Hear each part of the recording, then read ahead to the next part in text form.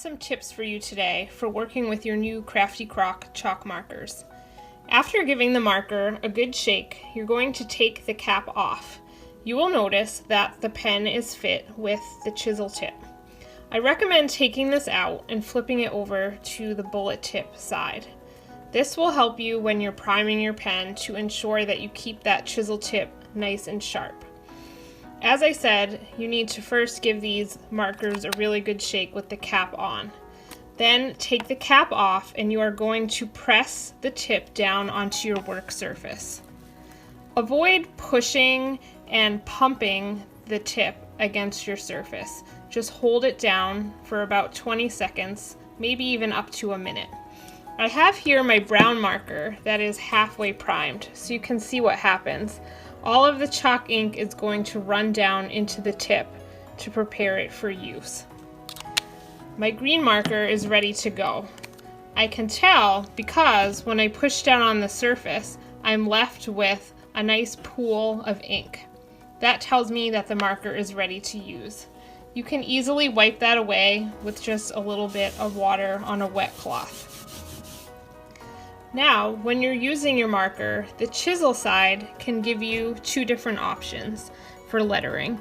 You have a nice thin mark. You can also use the chisel to get a thicker stroke. And as you draw your letters, you will see a combination of the thick and the thin come together. If you decide you'd prefer to use the bullet side, you can pull the tip out at any time and flip it around. You will be left with a little bit of chalk ink on your fingers, but again, you can just wipe that clean with a wet cloth and continue your writing. Now you are ready to use your Crafty Croc chalk markers. Have fun!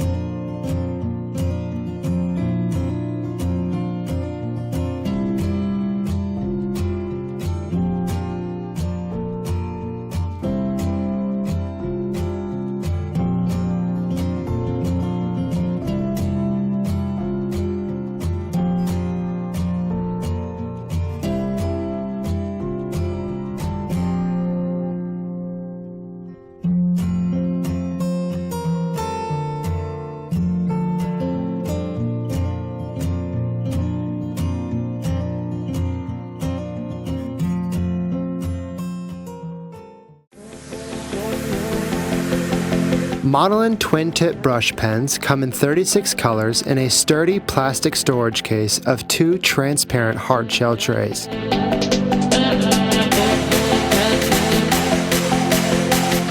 These markers have a flexible brush tip on one end and an ultra-fine tip on the other end.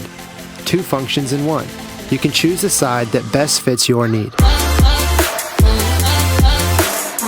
There is a 0.4mm fine liner tip that makes precise thin lines, which is great for detail work to fill in tight areas.